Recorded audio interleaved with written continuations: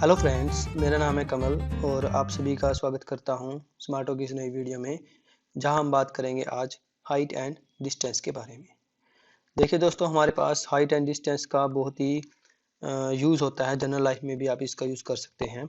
Suppose करो आप कोई बिल्डिंग बनाने जा रहे हैं या आप कोई भी ट्रायंगल से रिलेटेड कोई भी क्वेश्चन सॉल्व करना चाहते हैं, या फिर आप कोई आपको डिस्टेंस गिवन है, ठीक है ना, आपको दूसरा डिस्टेंस निकालना होता है, जिसमें आपको जैसे कि बेस का डिस्टेंस गिवन होता है, आपको हाइट निकालनी है, या आपको हाइट गिवन होती है, या आपको बेस निकालना है। मतलब इस तरह से कोई भी आपके पास क्वेश्चन आए, बस आपको सिर्फ एक चीज़ मालूम होनी चाहिए, उसको बोलते हैं हम एंगल, कि आपका एंगल कितना है, ठीक है ना, किस एंगल पे आप उसको इंक्लाइन कर रहे हैं, ठीक है ना, और किस एंगल से आप उसको ऊपर की तरफ ले जा रहे हैं या आप नीचे की तरफ लेके आ रहे हैं।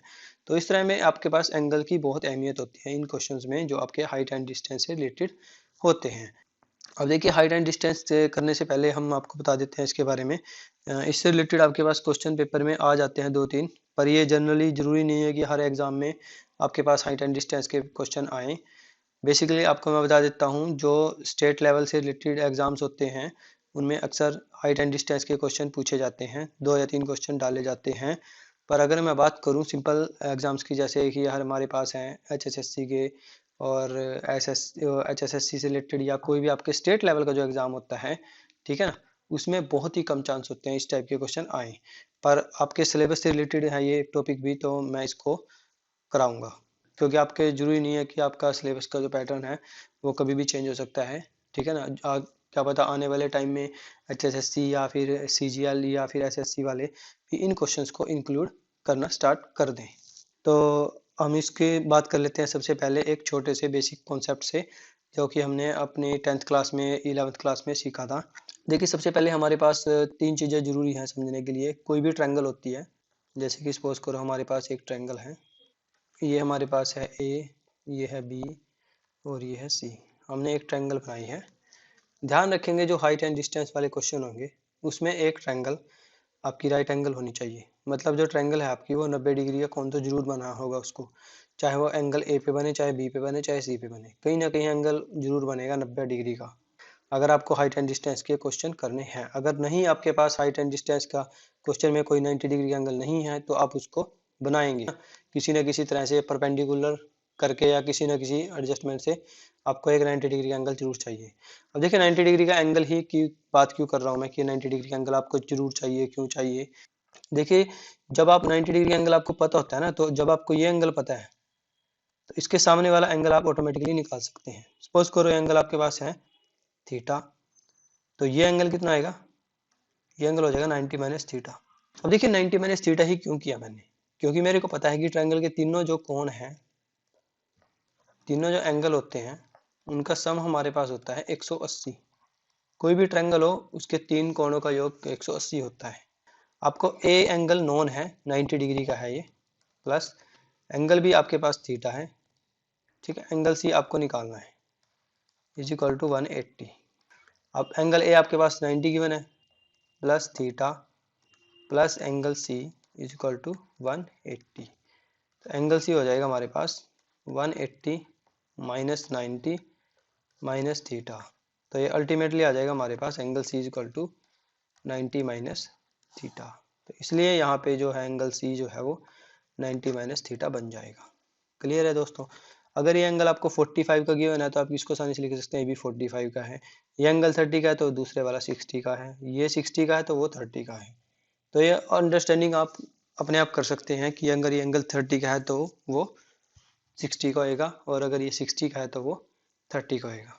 इस तरह के क्वेश्चन आपके पास पूछे जा सकते हैं। अब इस तरह के जो क्वेश्चन हैं, इससे रिलेटेड जो क्वेश्चन आपके पास आएंगे एग्जाम में, वो कुछ ज़्यादा कॉन्सेप्ट्स वाले नहीं होते हैं। बस जस्ट आपको 2-3 चीज़ें ध्यान में रखनी होती हैं, बस बाकी कुछ नहीं आपको याद रखना है। 2-3 चीज़ें आपको ध्यान रखनी है। एक, आपको पता होना चाहिए कि बेस किसकी बात कर रहे हैं हम, ठीक है, और क्या चीज़ हमें निकालनी है। बस 2-3 चीज़ें आपको मैं बताऊंगा, जहाँ जहाँ पे आपके पास स्टेप्स आएंगे, तो आप जस्ट उनको फॉलो करेंगे, तो आपके सारे क्वेश्चन ऑटोमेटिकली निकल जाएंगे। तो चलिए हम इसके बाद स्टार्ट कर लेता हूँ मैं। बहुत ही बेसिक कॉन्सेप्ट है, जो आपने 10th क्लास में सीखा था। P B P H H B. ये आई थिंक सभी ने सीखा होगा, 10th क्लास में आपके पास है ये चैप्टर नंबर 8 में, ठीक है, और 9th में भी है आपके पास, ठीक है। चैप्टर नंबर 8 और 9 दोनों ट्रिग्नोमेट्री से रिलेटेड होते हैं, और ये जो हमारा टॉपिक चल रहा है अभी हाइट एंड डिस्टेंस वाला, ये भी आपका ट्रिग्नोमेट्री का ही पार्ट है। तो चलिए इसको स्टार्ट कर लेते हैं। अब देखिए P अपॉन एच है, B अपॉन एच है, B upon H, P upon P है। अब इनका मतलब क्या है बेसिकली, आपने देखो 10th क्लास में पढ़ा था कि P अपॉन एच, ठीक है, ये एक्चुअली में इसको ऐसे लिख लेते हैं अपॉन में, ये होता है हमारे पास साइन। अब इसको याद करने की आपको ट्रिक बताऊंगा मैं। P अपॉन एच है, ये बेस अपॉन हाइपोटेनियस है, इसको बोलते हैं कोस, और ये हो जाएगा हमारे पास परपेंडिकुलर अपॉन बेस, इसको बोलते हैं टेन, ठीक है। इनका बिल्कुल उल्टा हो जाएगा, हाइपोटेनियस अपॉन परपेंडिकुलर ये हो जाएगा कोसिकेंट, और ऐसे ही हाइपोटेनियस अपॉन बेस ये हो जाएगा सीकेंट, और अगर मैं बेस को बात करूं बेस अपॉन परपेंडिकुलर की तो हो जाएगा कोट। ये छोटी सी चीज आपने याद रखनी है। अब देखिए इसको याद कैसे रखा जाए, इसका याद करने का आपके पास एक तरीका है। पी से आप पंडित लेंगे, ठीक है, पहले पी से आप पंडित लेंगे, पंडित बद्री प्रसाद हर हर बोले, ये आपने याद रखना है। मैं लिख देता हूं आपको, पंडित पंडित बद्री प्रसाद हर हर बोले।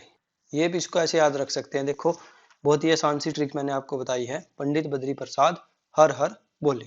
बस आपको 3 फॉर्मूले याद रखने हैं, एक साइन का, एक कोस का और एक टेन का, बाकी किसी का कोई यूज नहीं है, ठीक है। ये आपको मैंने जस्ट जनरल नॉलेज के लिए बताया आपकी, कि आप कोसिकेंट का भी ऐसे निकाल सकते हैं, सीकेंट का भी ऐसे निकाल सकते हैं, और कोट का भी इस टाइप से निकाल सकते हैं। पेपर में आपको कोई भी जरूरत नहीं पड़ेगी इसकी, ना ही आपको कोई ट्रिक की जरूरत पड़ेगी, सीकेंट से रिलेटेड कोसिकेंट से रिलेटेड।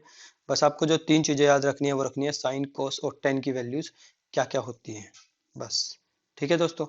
तो अब देखिए थोड़ा सा इसके बाद आपको एक बेसिक कॉन्सेप्ट भी बता देता हूँ मैं। सपोज करो आपके पास ये कोई ट्रायंगल है, ये ट्रायंगल आपके पास है, ये एंगल आपके पास है ए, ये एंगल है बी और ये एंगल है सी, ये 90 डिग्री एंगल है, ए बी सी आपके पास ट्रायंगल है। अगर मैं आपसे बोल लूँ कि आपको साइन ए निकालना है, ये आपके 10th क्लास के बेसिक कॉन्सेप्ट हैं, इसके बाद हम बात करेंगे डायरेक्ट क्वेश्चंस की और उनके शॉर्टकट ट्रिक्स की। तो साइन ए अगर आप निकालना है तो साइन क्या होता है हमारे पास, परपेंडिकुलर अपॉन हाइपोटेनियस, यहाँ पे परपेंडिकुलर क्या है बीसी, और हाइपोटेनियस है आपके पास एसी, ये हो गया हमारे पास साइन ए। अगर मैं आपसे पूछूं कि साइन सी आपको निकालना है, तब आप क्या बोलेंगे, देखो यहाँ पे साइन ए है, यहाँ पे साइन सी है, तो साइन सी की वैल्यू क्या होगी, आप कहेंगे सर ए बी अपॉन ए सी, यही होएगा। क्योंकि जब आप एंगल ए निकाल रहे हैं, इस बात को थोड़ा सा ध्यान देंगे यहाँ पे, जब आप एंगल ए निकाल रहे हैं तो आपका एंगल की बात इसकी हो रही है, एंगल ए की, ठीक है। इसका मतलब क्या है, यहाँ पे एंगल ए की बात हो रही है, 30 भी हो सकता है, 45 भी हो सकता है, 50 भी हो सकता है, कुछ भी हो सकता है, तो एंगल ए की बात हो रही है। तो आपके जिस भी एंगल की बात होगी, जो भी एंगल आपने निकालना है, साइन 30 है, कोस 30 है, कुछ भी आपको निकालना है, तो वो एंगल हमेशा आपका बेस के साथ टच होना चाहिए, इस चीज का आप ध्यान रखेंगे। अगर मैं बात करूं वही साइन सी की, साइन सी देखो आपका ऊपर है, बी के ऊपर है, सी है, अगर आप ध्यान से देखें तो बीसी आपका परपेंडिकुलर बन रहा है एबीसी ट्रायंगल के हिसाब से, पर अगर मेरे को साइन सी निकालना है तो मेरे को बेस मानना पड़ेगा बीसी, क्योंकि मैंने अभी आपको बताया है जो एंगल है जिसके भी रिस्पेक्ट में आप वैल्यूज को निकालेंगे वो आपका बेस में होना चाहिए, ठीक है ना। जिस भी एंगल की आप वैल्यू निकालेंगे वो आपका नीचे होना चाहिए, तो उस चीज को आप थोड़ा सा ध्यान रखेंगे माइंड में। इसका वैसे जनरली आपके पास यूज बहुत ही कम होएगा, वैसे तो इसका यूज बिना किए भी आप क्वेश्चन निकाल सकते हैं, कोई बड़ी बात नहीं है। तो चलिए इसको एक बार थोड़ा सा और बेसिक कॉन्सेप्ट को हम आगे फॉलो करके देखते हैं, क्योंकि आपके पास जो एंगल्स आएंगे ट्रायंगल्स के अंदर वो लगभग आपके पास 30 या 60 या 45 कुछ इस टाइप से आएंगे, जिनकी वैल्यूज आपको नॉन होती हैं, मतलब जिनकी वैल्यूज आपको पता होती है, वो वैल्यूज आपके पास आएंगी। डायरेक्टली आपको कोई ऐसे वैल्यू नहीं पूछेगा वो कि 10-20 की वैल्यू क्या होती है, 10-40 की वैल्यू क्या होती है, इस टाइप का क्वेश्चन आपके पास पेपर में नहीं आता है हाइट एंड डिस्टेंस से रिलेटेड। तो हाइट एंड डिस्टेंस से रिलेटेड जब भी क्वेश्चन आएगा तो आपका एंगल आप हमेशा ध्यान रखना है, आपने 30 का बनेगा, 45 का, 60 का या फिर 90 का, इससे इसके अलावा कोई एंगल नहीं बनेगा आपके पास, क्योंकि इसके अलावा जो वैल्यूज होती हैं वो आपकी 0, 1, इन्फिनिटी के आसपास आती हैं। तो हम चलिए इसको थोड़ा सा और रिवाइज कर लेते हैं बेसिक कॉन्सेप्ट को। सपोज करो हमारे पास कोई ट्रायंगल है, जैसे कि ये हमारे पास कोई ट्रायंगल है, ये हमारे पास है ए, ये है बी और ये है सी। ठीक है, ए बी सी कोई ट्रायंगल है। अब देखिए ए बी सी कोई ट्रायंगल है, ये 90 डिग्री का है। सपोज करो ये एंगल 30 का है। मैं जस्ट आपको अभी सपोज करने के लिए बोल रहा हूँ। यहाँ पे लिख लेते हैं suppose angle C is equal to 30 degree. अगर एंगल सी 30 डिग्री का है, देयरफॉर एंगल ए कितना हो जाएगा 90 माइनस 30, यानी कि एंगल ए कितना है 60 डिग्री का। इसका मतलब तो यही है कि एंगल ए 60 डिग्री का है। अब देखिए सपोज कर लेते हैं ये ट्रायंगल में हमारे पास साइडें सबकी अलग अलग हैं, कोई भी इक्विलेटर ट्रायंगल या हमारे पास कोई भी दूसरी वैसी ट्रायंगल नहीं है, जैसे आइसोसेल्स ट्रायंगल है या इक्विलेटर ट्रायंगल, उन दोनों में से कोई ट्रायंगल नहीं है। ये तीनों की साइडें अनइक्वल है, कोई भी बराबर साइड नहीं है। तो अब आपको यहाँ पे देखिए क्या करना है। ये हो गया आपका एंगल ए और ये एंगल बी भी आपको पता है। एंगल बी भी आपको पता है 90 डिग्री का है और एंगल सी भी पता है, सारे एंगल्स आपको पता है ये 90 डिग्री है। ठीक है, तीनों एंगल्स आपको पता है। अब देखिए आपको निकालना क्या है। सपोज कर लेते हैं हम, suppose side A B is equal to A. मैंने सपोज कर लिया कि ये साइड ए है, ये साइड ए है, तो बी सी की वैल्यू क्या होगी। अब देखिए जिस क्वेश्चन में आपके पास इस टाइप से आएगा कि आपको एक वैल्यूज गिवन होती है, दूसरी वैल्यूज आपको निकालनी है। ए बी मैं सपोज कर लेता हूँ ए की इक्वल है। ठीक है, अब आपको निकालनी है बी सी। अब देखिए बी सी में और ए बी में, देखिए मैं बात कर रहा हूँ ए बी की और बी सी की, ए बी की और बी सी की। ये हमारे पास परपेंडिकुलर है, ये हमारे पास बेस है। तो परपेंडिकुलर अपॉन बेस, अभी अभी मैंने आपको एक फॉर्मूला कराया था, वो आपको याद होगा शायद। ठीक है, तो परपेंडिकुलर अपॉन बेस यानी कि A B upon B C, perpendicular upon base, ये आपके पास होता है टेंजेंट 30 के।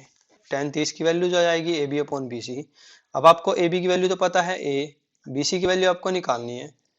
टेन 30 होता है √3, तो ए की वैल्यू आ जाएगी ए इन √3 ए इज इक्वल टू आ जाएगा बी सी, यानी कि बी सी की वैल्यू आ जाएगी आपके पास √3 ए।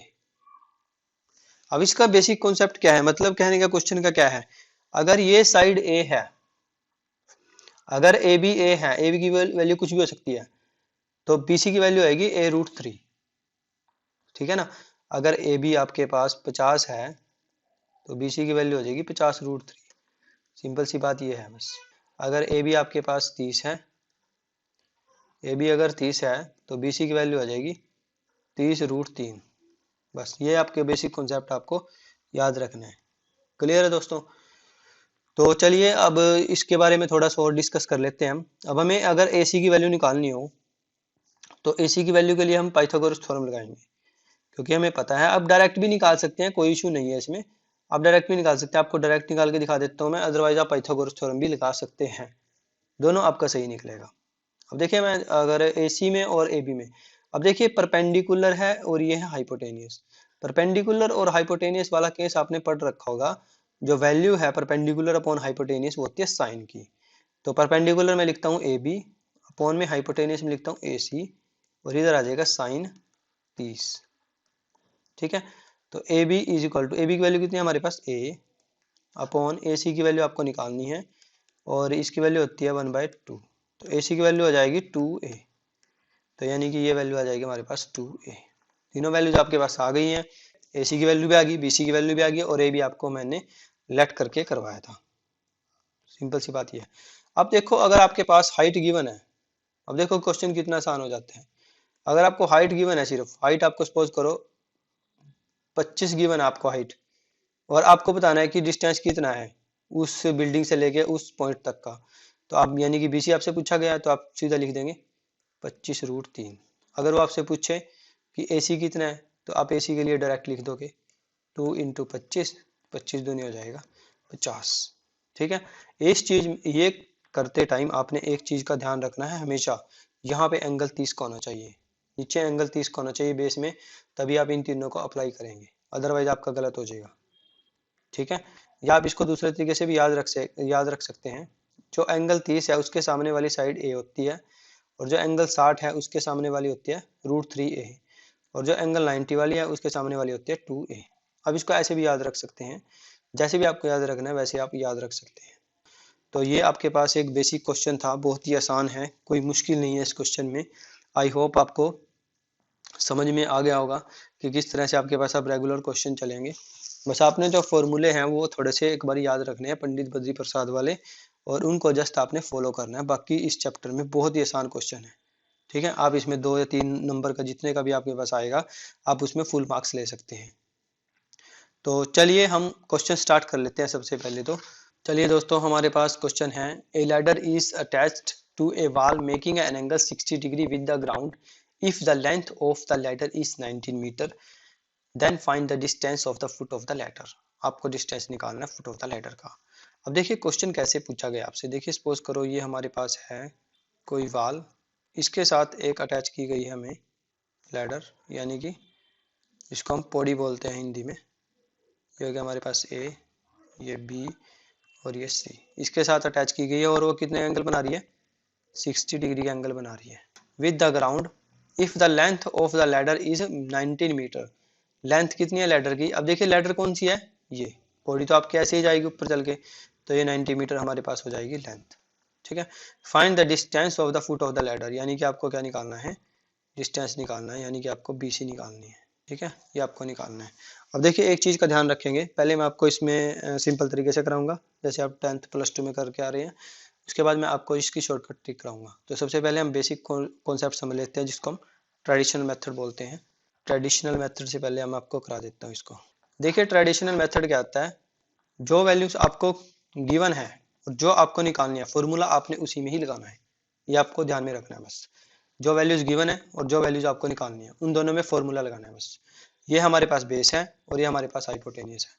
तो अगर मैं बेस अपॉन हाइपोटेनियस की बात करूं, यानी कि BC अपॉन AC की बात करूं, base upon hypotenuse, base upon hypotenuse, ये होता है हमारे पास cos थीटा, ठीक है, cos 60। आप देख भी सकते हैं पंडित बद्री प्रसाद हर हर बोले, तो बेस अपॉन हाइपोटेनियस क्या होता है हमारे पास cos 60। क्लियर है दोस्तों। अब cos 60 हमारे पास आ गया, BC की वैल्यू हमें निकालनी है, AC की वैल्यू हमें गिवन 19, cos 60 आपके पास होता है 1/2, तो BC की वैल्यू आ जाएगी 19/2, ये आपका आंसर आ जाएगा। अगर आपको पहले से ही पता है कि ये वैल्यूज कितनी होती है, अब देखिए ये है 90 के सामने वाली ट्रायंगल और ये है 60 के और ये 90 के और ये है आपके पास है 30 के, ठीक है, 30 के सामने वाली। मैंने आपको बताया था कि आपने जो ट्रायंगल्स हैं वो इस हिसाब से लेनी है। अब देखिए एंगल 60 का एंगल है 30 का, 30 के सामने वाली एंगल होता है हमारे पास A का, ठीक है, और 60 के सामने वाली हमारे पास होती है √3A और ये हमारे पास होती है 90 के सामने वाली होती है 2A। सिंपल सी बात ये है, ये हमें 2A गिवन है, ये हमें निकालनी थी A। आप ट्रेडिशनल मेथड की जगह शॉर्टकट ट्रिक भी लगा सकते हैं। हमें निकालनी है A, यानी कि 2A कितना गिवन है हमें 19, तो A की वैल्यू कितनी आ जाएगी 19/2। आपको ये निकालनी थी, ये आपकी A होती है, A आ जाएगी 19/2।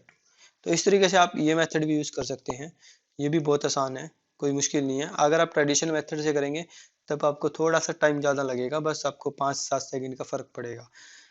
इसके अलावा आपको कोई ज़्यादा फ़र्क नहीं पड़ेगा कि आप सोच रहे हो कि बहुत ज़्यादा टाइम बच जाएगा, ऐसा कुछ नहीं है, ठीक है, टाइम आपको उतना ही लगेगा लगभग। तो चलिए नेक्स्ट क्वेश्चन ट्राई कर लेते हैं हम। चलिए दोस्तों नेक्स्ट क्वेश्चन हमारे पास है, a kite is flying at 160 metre height from the ground level and the string attached to kite makes an angle 30 degree to the ground, find the length of the string. यानी कि आपको length निकालनी है strings की। Win जो questions होते हैं ना इस टाइप के, जो हाइट एंड डिस्टेंस वाले, इनमें आपके जो फिगर है ना उसका बहुत अहमियत रहती है। देखो सपोज करो यहाँ आप खड़े हैं, ठीक है, और यहाँ से यहाँ तक आपका जो हो गया, ये हो गया डिस्टेंस और ये हो गया आपकी पतंग की डोर, ठीक है। ये सपोज करो A है, ये B है और ये है C। हाइट आपको दे रखी है कि वो 160 मीटर ऊंचा उड़ रहा है, ये आपको पहले ही गिवन है। उसके बाद आपको बोला है कि 30 डिग्री का एंगल भी बना रहा है, 30 डिग्री का एंगल भी बना दिया। To the ground find the length of the string, आपको ये निकालनी है, लेंथ निकालनी है आपको कितनी आएगी, ठीक है, ये फाइंड आउट करनी है आपको स्ट्रिंग की। तो आप निकाल लेंगे कैसे, एक तरीका तो आपके पास है, बेस अपॉन परपेंडिकुलर, यानी कि 160 upon perpendicular upon hypotenuse, AC is equal to sine 30 आ जाएगा, क्योंकि परपेंडिकुलर अपॉन हाइपोटेनियस क्या होता है साइन। तो 160 upon AC is equal to sine 30 होता है 1/2, तो AC की वैल्यू आ जाएगी 320। एक तरीका तो आपके पास ऐसे है करने का। दूसरा तरीका आपके पास है, 30 डिग्री के सामने वाला एंगल कितना होता है हमारे पास, जो मैंने अभी आपको बताया था, वो होता है हमारे पास A।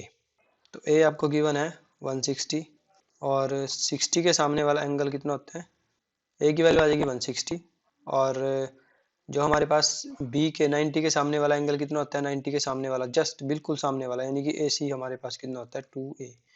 तो ए सी की वैल्यू कितनी आ जाएगी 2 इंटू 160 इज इक्वल टू 320। तो तब भी आपके पास आंसर तो यही आएगा, कोई इशू नहीं है, आप जैसे मर्जी कर सकते हैं। दोनों मेथड आपको मैंने बता दिए हैं, बहुत ही आसान क्वेश्चन है इस टाइप से।